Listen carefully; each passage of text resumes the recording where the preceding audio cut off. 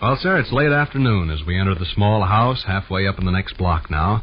And here in the living room we find Mr. and Mrs. Victor Gook and their son, Mr. Rush Gook. Vic and young Rush are established on opposite sides of the library table and until a moment ago briskly played at rummy. Sade, however, has just issued a news bulletin completely paralyzing the game. Listen. Why, I thought you'd be delighted. And look at your faces. Jaws dropped down on your chest 9 feet. I don't see why my jaw should drop. Matter doesn't affect me. Affects all 3 of us. I beg to differ. Well, this is astonishing. I'd have bet my shirt you 2 fellas would dance around the house with joy. What's eating you, Mary Sunshine? Nothing. Sitting there so glum a person would think you'd lost your best friend. You're not overjoyed at the prospect of having your own garden? It's already my garden, huh? Only been in the family 6 seconds, and already it's my garden. Somebody knocked me over with a feather. What prompted this sudden surge of generosity on Miss Harris's part? Somebody knocked me over with a feather. I don't mind helping around a garden once in a while, but I don't want an entire garden hung on my neck. Somebody knocked me over with a feather. You said that. No joking. I thought you fellas would jump up and down, you'd be so glad. I thought men and boys love puttering in gardens. I love puttering around in gardens, but to a reasonable tough job to take care of a great big one. I'm not going to be able to. Well, we've got it now. That Don't forget, I have to work all day long, and I'm not going to call around all night long. I accepted it from Miss Harris and thanked her for it. It's ours. This summer, we raise our own vegetables. Miss Harris's unprecedented outburst of Miss generosity. Harris is good as gold. Miss Harris is probably better than gold. However, one wonders why... Somebody knocked me over with a feather. You've made that observation several times, Sadie. I think I'll make it again. Somebody knocked me over with a feather. Here I come dashing home with the idea I was bringing the dandiest news in town. People look at me as if I'd made the announcement the world was coming to an end. Your dandy news hardly involves me. I'm gainfully employed at the Consolidated Kitchenware Company. At the end of each day, I'm weary and in need of relaxation. I can't see myself grubbing around in the dirt. I can't see myself wielding spades and pitchforks and crawling on my hands and knees. The bullet that choked Billy Patterson. Okay. The bullet that choked Billy Patterson. Why, how many times have we sat out on our back steps of an evening and watched people up and down the alley working in their vegetable gardens? And how many times have you made the remark you'd give anything in the world if you had a vegetable garden to work in? I doubt if I ever made a remark that strong. Billions of times. My powerful craving for a vegetable garden never reached such proportions. Well, we got a vegetable garden now. Yes, sir. Mom, I have rather elaborate plans for this coming summer vacation, and I don't see how... I'll bet you have. You're the party that astonishes me, Rush. I had the wild notion boys were crazy about having their own garden. My own garden already, huh? The bullet that choked Billy Patterson. You might also reiterate the sentiment about somebody knocking you over with a feather. Yes, somebody knocked me over with a feather.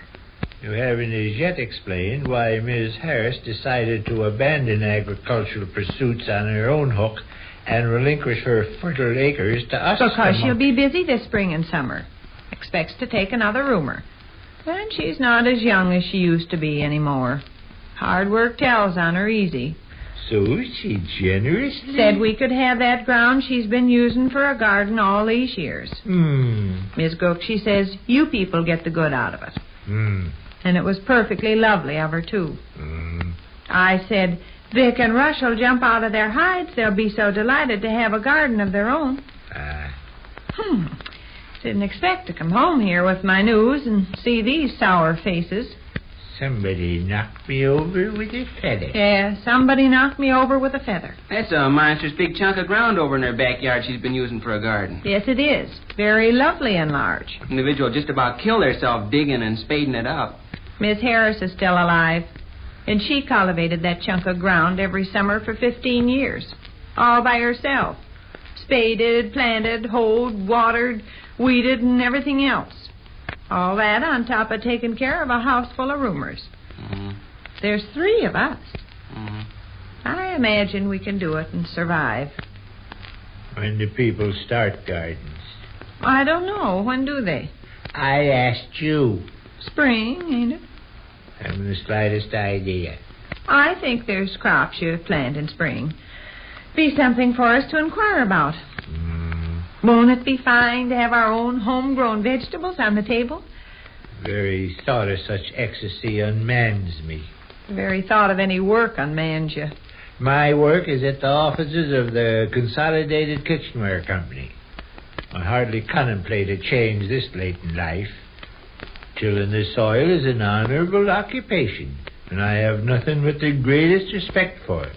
But at the same time, I don't... See, I got my job cut out for me. Willie, don't you think it'll be fun having vegetables on the table you've raised all by yourself?